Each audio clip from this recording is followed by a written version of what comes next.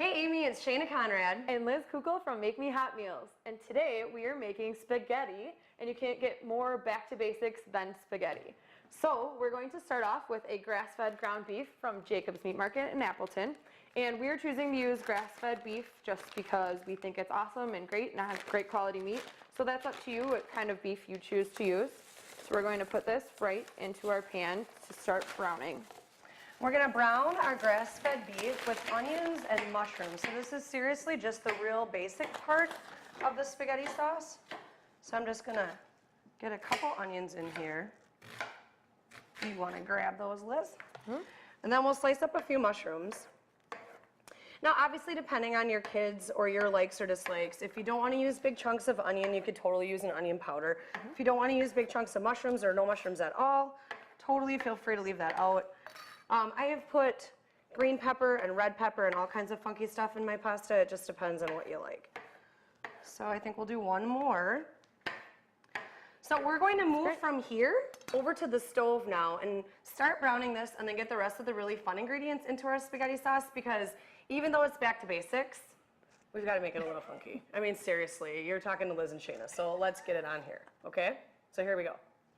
And now we're at the stove. We're browning our meat, our mushrooms, and our onions. And this is where we're going to add in our fun ingredients that make this basic recipe a little more funky. So we're going to start off with some Worcestershire sauce, put a little bit in there.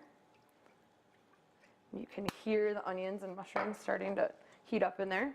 We're doing a little bit of A1 steak sauce. And these just give it a little more depth of flavor in this spaghetti. And then a little bit of soy sauce. Then we have our dry seasonings. We have a little bit of oregano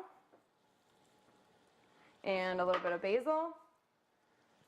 And then we are going to put in some garlic powder, and we use Penzi spices for this because it's almost like using fresh garlic, and a pinch of salt, a little crink of pepper, and we're going to stir that all in.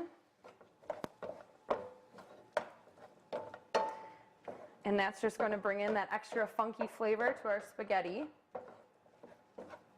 as that browns up our meat.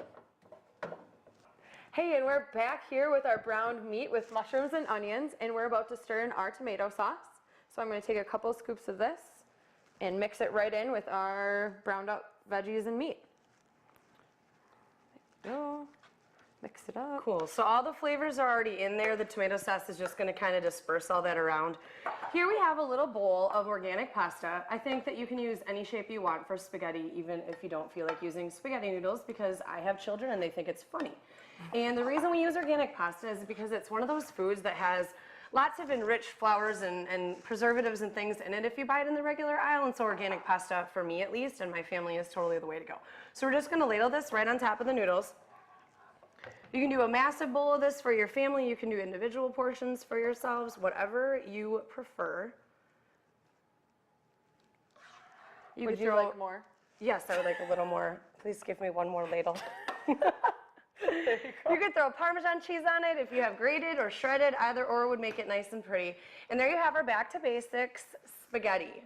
So if you would like meals like this delivered to your door, you can visit makemehotmeals.com. Thanks, Amy.